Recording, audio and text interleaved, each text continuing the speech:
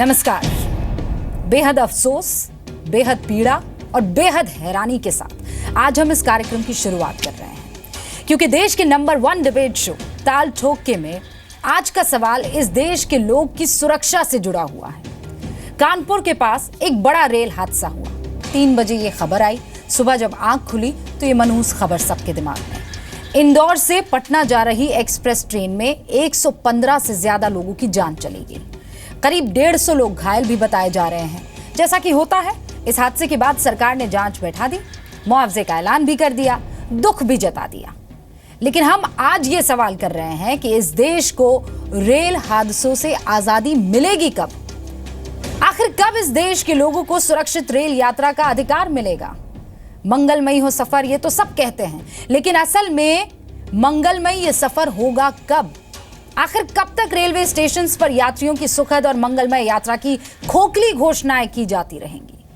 इस रेल हादसे के बाद कहीं बहनें अपने भाइयों को, कहीं बच्चे अपने माँ बाप को, कहीं बेटे बेटियां अपने माँ को, पिता को तलाश रहे हैं। ये शब्द अपने आप में कितने भयानक है कि कई जगह यात्रियों की पहचान तक नहीं हो पा रही है। हम आज ये सवाल पूछ रहे हैं कि क्या रेलगाड़ी में इस देश के लोग इसलिए बैठते हैं कि वो अपने घरों तक नहीं पहुंच पाए? कोई बेटा अपनी माँ से, कोई माँ अपने बेटे बेटी से, कोई पिता अपने बच्चों से कभी ना मिल पाए, इसलिए हम सफर करते हैं। वो कभी लौटकर घर ना आए, इसलिए हम सफर करते हैं। आखिर क्यों हमारी सरकारें, हमारे राजनीतिक दल रेलवे की सुरक्षा को अपने राजनीतिक एजेंडे में ऊपर नहीं रख पाते? आखिर क्यों हम इस देश में रेलवे यात्रियों की सुरक्षा पर सरकारों को, अधिकारियों को, नेताओं को गंभीर होते हुए नहीं देखते? क्यों? जी न्यूज मानता है कि रेलवे की यात्रा इस देश में किसी के लिए कभी भी मौत की यात्रा नहीं बननी चाहिए। आज इसलिए हम ये सवाल भी पूछ रहे हैं कि रेल हादसों पर सॉल्यूशन की बजाय सियासत क्यों होती है? खास मेहमान जुड़ गए हमारे साथ। ये रिपोर्ट पहले। मत थोड़ी देर और लेट गया, थोड़ी देर बस, ठीक है? थोड़ी देर बस, 2 मिनट। नहीं मरोगे, हाथ पैर नहीं लाओ, नहीं मरोगे। लेटे रहो आराम से, लेटे रहो, लेटे रहो, लेटे रहो, बस 2 मिनट लगेगा, ठीक है? हिलाओ मत ज़्यादा। सीट के नीचे में दबा हुआ है यार।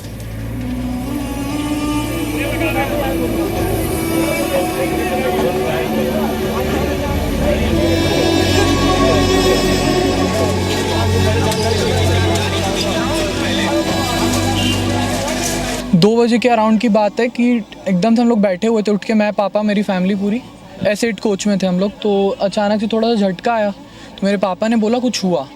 तो हम लोगों लगा, फिर हम लोगों ने देखा तो कुछ नहीं हुआ। तो फिर 3 बजे जैसे ही गाड़ी आगे पहुंची, अचानक से बहुत कस के कोलैप्स होने की आवाज़ आई।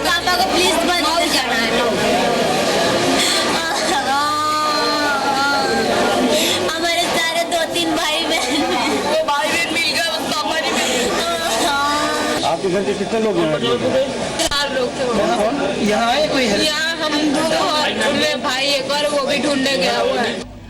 ट्रेन क्रैश में बस मेरे पापा ही नहीं मिल रहे, बाकी सब मिल चुके हैं। यहाँ पे 3 बजे करीब में हम लोग आए यहाँ पे, तो एकदम से ट्रेन से है ना पट्टी पे ट्रेन उतर गई। तो हम लोग सोचा, इतनी भयानक आवाज़ आई, तो हम लोग सब सोचे सब मर गए इसमें, अब तो कोई नहीं बचेगा। फटाफट निकला तो हम लोग सोचा सब ट्रेन ऐसी होगा, लेकिन जाकर देखा तो ये S1, S2, S3 ये सब खत्म हो गए थे। एकदम ऐसे फंस गए, ऐसे ज़मीन में ही गाड़ी गए।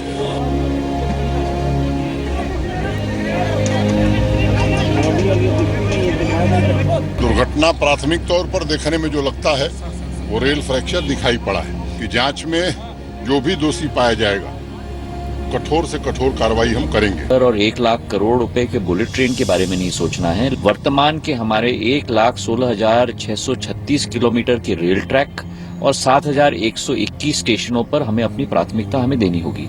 और ये जो दुर्घटना हुई है, इसमें मोदी सरकार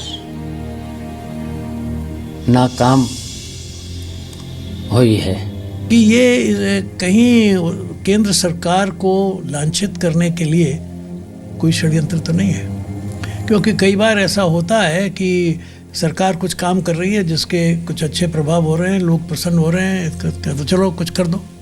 तो ये भी एक कोण है इसका। इस दुर्घटना की पूरी जांच तो होगी ही।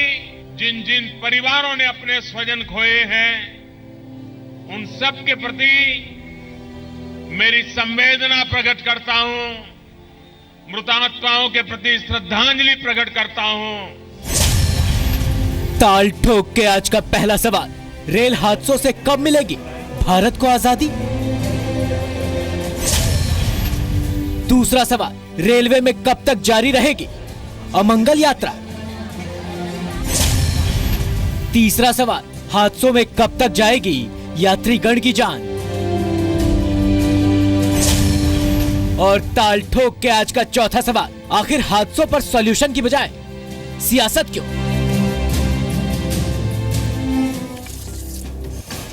इस बहस को शुरू करने से पहले मैं ये बता दूं, सिर्फ खबर आप तक पहुंचाना मकसद नहीं है। एक एक जानकारी इस हादसे से जुड़ी सुबह से आप जी न्यूज़ पर देख रहे हैं। अगर आपको, आपके परिवार वाले को जो उस ट्रेन में सफ़र कर रहा था, किसी तरह की कोई परेशानी, कोई सवाल जिसका जवाब नहीं मिल रहा है, हम सुबह से लगातार वो हेल्पलाइन नंबर नीचे स्क्रीन पर आपसे कुछ ही देर में आप देखने भी लगेंगे, उन हेल्पलाइन नंबर्स पर कॉल कीजिए। अगर आपको हमसे जुड़ना है तो @ZNews ट्विटर पर #कानपुर लिखकर आप हमसे अपनी बात शेयर कर सकते हैं। अब मैं इस प्रोग्राम को आगे बढ़ाऊं उससे पहले खास मेहमान कौन कौन हैं उनसे आपका तारुफ करवा दूं। शाहनवाज हुसैन साहब जो कि बीजेपी के प्रवक्ता है हमारे साथ जुड़ गए हैं। प्रेमचंद मिश्रा साहब जो कि कांग्रेस के प्रवक्ता है हमारे साथ यहाँ पर जुड़ चुके हैं। सैयद असीम वकार साहब भी नेता है समाजवादी पार्टी के, हमारे साथ जुड़ गए। अनिल सक्सेना साहब ADG है PRO भारतीय रेलवे, हमारे साथ जुड़ गए। आप सभी का बहुत बहुत स्वागत है। सबसे पहले विशाल पांडे का मैं रुख करूंगी, मेरे सहयोगी है, सुबह से ग्राउंड जीरो पर मौजूद है, एक एक अपडेट, एक एक जानकारी हम तक पहुंचा रहे हैं। विशाल, अभी आपके पास अपडेट क्या है, लेटेस्ट जानकारी? रूबिका, देखिए अभी जानकारी ये मिल रही है कि 100 से ज़्यादा लोगों की मौत हो चुकी है इस पूरी दुर्घटना में, और इसके अलावा अलग अलग अस्पतालों में जो घायल हैं उनको भर्ती कराया गया है। माती अस्पताल जहां पर मैं मौजूद हूं, दुर्घटना स्थल से लगभग 10 किलोमीटर की दूरी पर है, और जो लोग काफ़ी क्रिटिकल थे उन लोगों को हैरट हॉस्पिटल जो कि यहाँ से लगभग 70 किलोमीटर की दूरी पर है कानपुर शहर में, वहाँ एडमिट कराया गया है।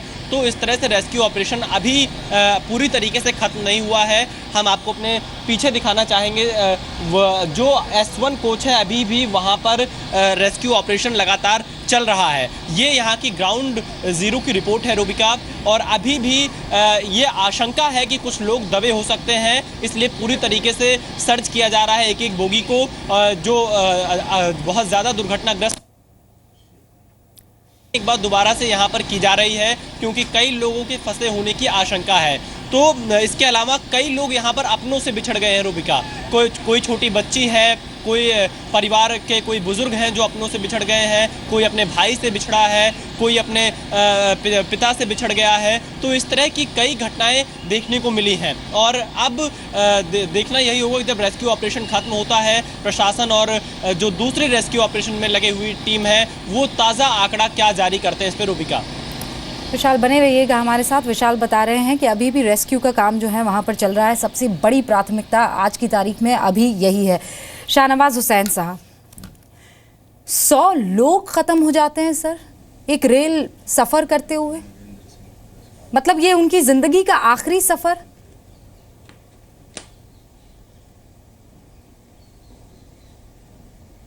नहीं, ये बहुत दुखद है, और ये सही है कि रेलवे में इस तरह का एक्सीडेंट बहुत दिनों बाद हुआ है।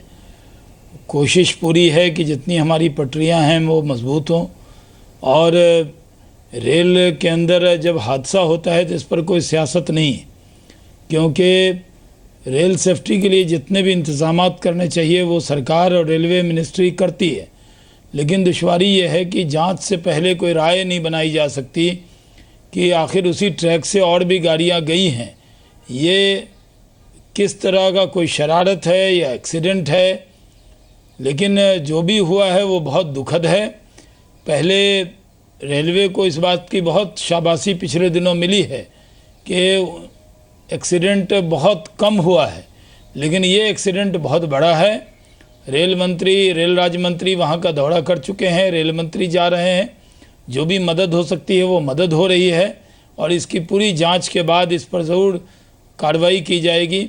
उनकी ज़िंदगी जो ज़िंदगी फंसी हुई है अभी भी, उसके लिए पूरा सेना के, एनडीआरएफ के और जो प्रशासन के लोग हैं, राज्य सरकार के भी, वहाँ उत्तर प्रदेश के लोग हैं और वहाँ की जो आवाम है उसने पूरा सहयोग किया है लोगों की मदद करने में। लेकिन ये रेल हादसा बहुत दुखद है, क्योंकि करीब ये जो ट्रेन है पटना से इंदौर, ये बहुत पॉपुलर ट्रेन है, इसमें बड़ी तादाद में लोग चलते हैं और रात के वक्त में किसी को संभलने का भी मौका नहीं था। सारी पटरियां जो उतरी वो हाई स्पीड में ट्रेन जिम्मेदारी किसकी और उसके वजह से ये दुश्वारी लोगों को हुई है। ये जिम्मेदारी किसकी है हुसैन साहब? नहीं, जिम्मेदारी तो मैं कह रहा हूँ जिम्मेदारी तो हमारी ही होगी, सरकार की होगी। लेकिन सरकार के तरफ से जितनी भी दिक्कतें हैं उसका पूरा तरह निपटारा किया जा रहा है। देखिए रुबिका जी, अभी पिछले दिनों में रेलवे ट्रैक सेफ्टी पर, रेल सेफ्टी पर हमारी सरकार ने बहुत ध्यान दिया है। लेकिन ये एक्सीडेंट है, इसमें ये जांच का विषय है कि कोई शरारत है या एक्सीडेंट है। तो ये जांच के बाद ही इस पर कोई राय बनानी चाहिए, जांच से पहले जो आपके वरिष्ठ नेता मुरली मनोहर जोशी कह रहे हैं, आप उसे एंडोर्स कर रहे हैं, आप ये कह रहे हैं कि ये जानबूझकर की गई कोई साजिश हो सकती है? नहीं, मैं अभी कोई राय नहीं बना सकता। मैं कह रहा हूं कि जांच के बाद ही कोई राय किसी को भी बनानी चाहिए। ये एक्सीडेंट है या शरारत है, ये वक्त पे जांच के बाद पता लगेगा। इसलिए कमिश्नर रेलवे सेफ्टी इसकी जांच करेंगे और जो कमिश्नर रेलवे सेफ्टी होते हैं वो एविएशन मिनिस्ट्री के अंडर काम करते हैं, रेल मिनिस्ट्री के अंडर नहीं काम करते, वो इंडिपेंडेंट जांच करते हैं। तो पूरी जांच इसकी होगी। लेकिन ये घटना दुखद है और इस तरह की घटना न हो इसकी पूरी कोशिश सरकार की तरफ से रहती है। नहीं सर, कोशिश अलग बात है, गारंटी अलग बात है। हम कब तक कोशिश सुनते रहेंगे और वो गारंटी, वो सरकार कब आएगी जो ये कह देगी कि सुरक्षित सफर होगा, ये मेरी, ये हमारी गारंटी है? हुसैन साहब, मैं आती हूँ अब आपके पास, मुझे प्रेमचंद मिश्रा साहब के पास भी जाना है। शाहनवाज हुसैन साहब ये कह रहे हैं, मैं पुख्ता तौर पर ये नहीं कह रहा हूँ। आती हूँ शाहनवाज हुसैन साहब, मैं आती हूँ। आपका सवाल रुबिका, ये आपका सवाल जी, आप ये सही कह रही हैं, सवाल आपका वाजिब है कि गारंटी रोड पे हो या रेल पे हो या एविएशन में हो, ये पूरी तरह की गारंटी की कोशिश रहती है। लेकिन एक्सीडेंट जहां बहुत गारंटी भी दी जाती है, वहां पर कई बार ह्यूमन एरर के वजह से और कई बार शरारत की वजह से इस तरह के एक्सीडेंट होते हैं। लेकिन ये बहुत दुखद है, बहुत दिनों बाद इस तरह का बड़ा हादसा हुआ है। रेलवे की पूरी कोशिश रहती है कि इस तरह की हरकत न हो। लेकिन ये जांच के बाद ये ज़रूर पता लगेगा कि इसमें क्या वजह थी, उस पर कार्रवाई की जाएगी। लेकिन रेलवे की तरफ से इसकी गारंटी ही दी जाती है कि हादसा न हो। नहीं सर, गारंटी नहीं, ये तो कोशिश ही होती है। गारंटी कोई नहीं ले पाता है, सिर्फ कहने के लिए कहा जाता है। और जब खबर आती है तो 115 लोग मारे जा चुके होते, मर गए होते हैं उस हादसे में। प्रेमचंद मिश्रा जी, शाहनवाज हुसैन साहब को भी साजिश की बू आ रही है, हालांकि वो कह रहे हैं मैं कंक्लूजन पर नहीं जाता हूं।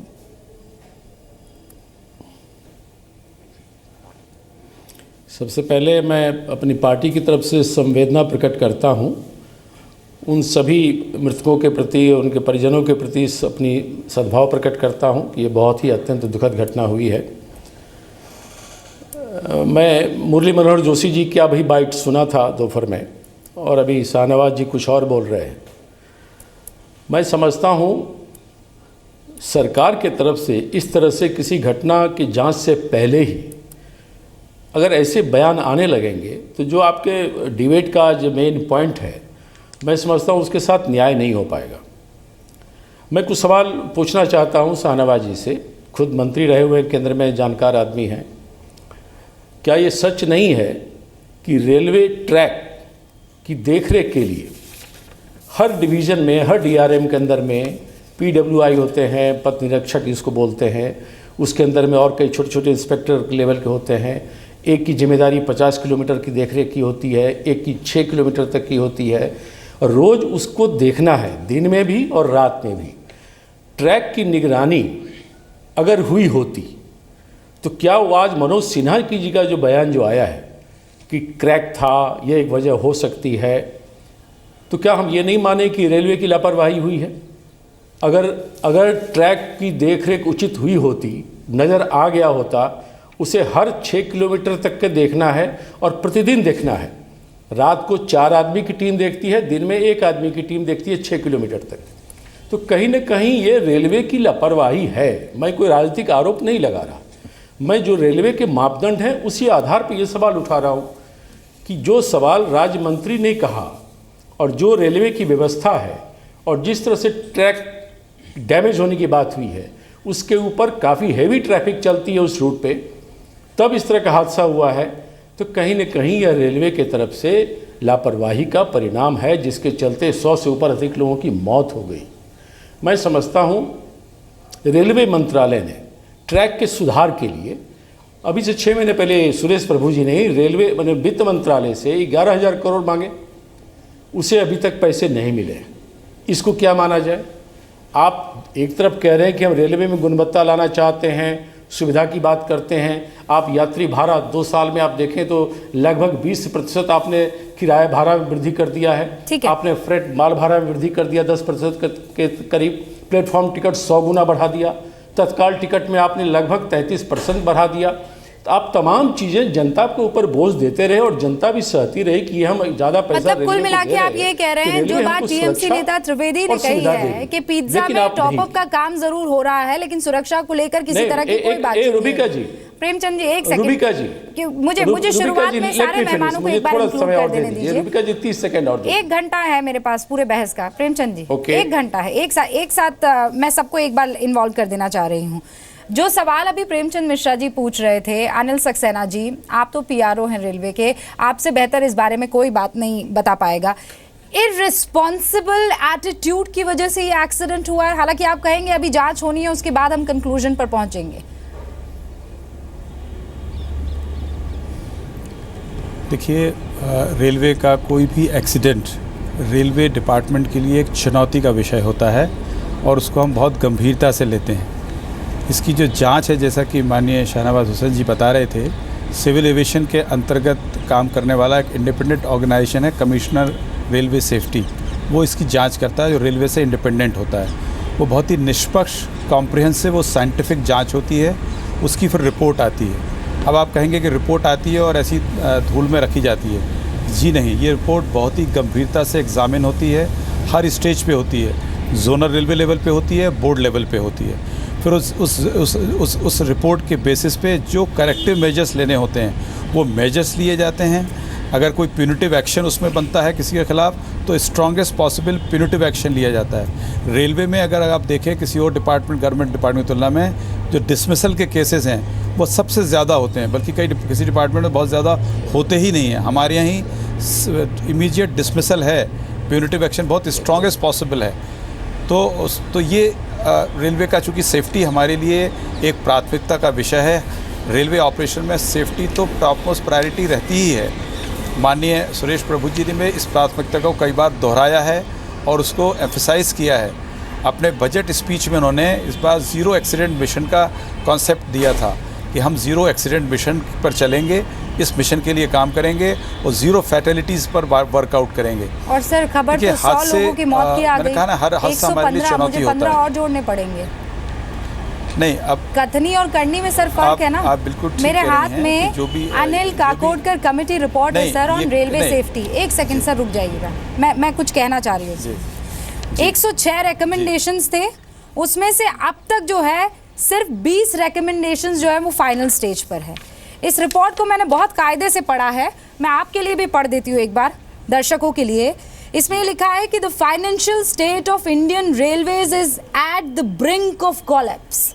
फाइनेंशियल स्टेट एकदम खत्म होने की कगार पर है।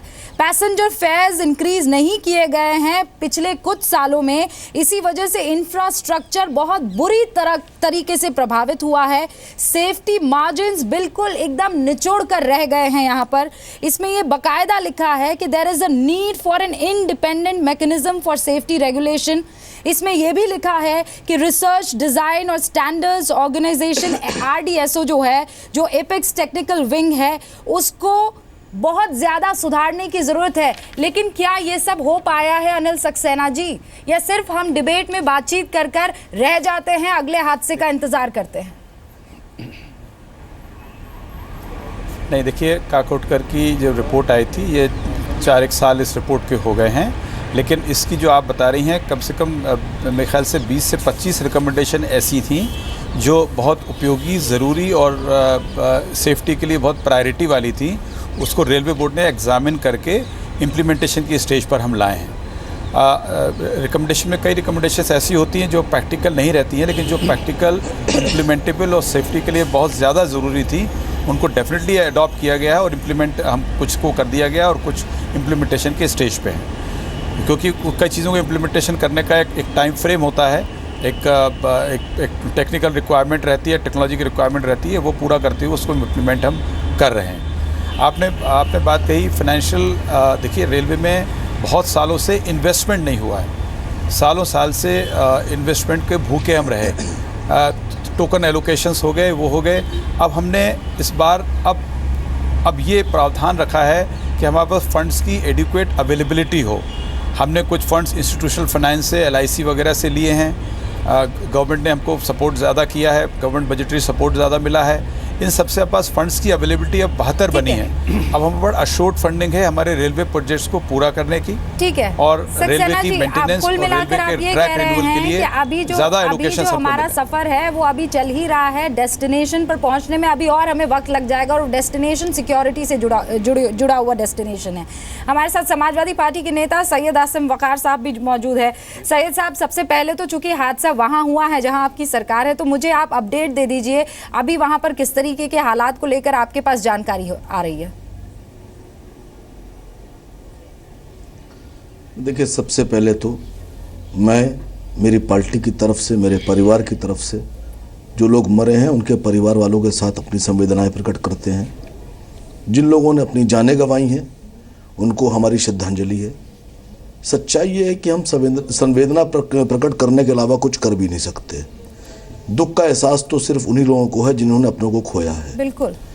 अफसोस मुझे इस बात का हुआ कि दोपहर में जब मुरली मनोहर जोशी साहब का बयान आया तो इतने कद्दावर और इतने सीनियर लीडर होने के बाद उन्होंने जिस तरह से एक अपरिपक्व बयान दिया है, उससे जाहिर होता है कि भारतीय जनता पार्टी के लोगों की संवेदनाएं मर चुकी हैं। और जनाब शहनवाज जी, पूरी भारतीय जनता पार्टी में, निजी तौर पर मैं कह रहा हूं कि पूरी भारतीय जनता पार्टी में अगर मैं किसी का एहतराम करता हूं, इज्जत करता हूं, तो मुझे कोई शर्म नहीं, कोई एहसास नहीं कि आपके अलावा मैं भारतीय जनता पार्टी में किसी की इज्जत नहीं करता था। मैं आपको एक बेहतरीन लीडरों में शुमार करता था और आपसे मुझे ये उम्मीद थी कि आप जोशी साहब के बयान को दोहराएंगे नहीं। अगर आप ये कह देते कि साजिश है या हादसा है या लापरवाही है, इन तीनों की जांच होगी, तो सच में हम भी आपके साथ खड़े होते। और आपने लापरवाही को दरकिनार करके सीधे सीधे एक पॉलिटिकल भाषा का इस्तेमाल करके सारी की सारी अपनी नाकामियां दूसरों के कंधों पर डालने के बाद आप ये उम्मीद कर रहे हैं कि आप राजनीति खुद भी करें और दूसरों से भी करवाने की आप शुरुआत कर रहे हैं कि लोग अब आपको पलट कर जवाब दें।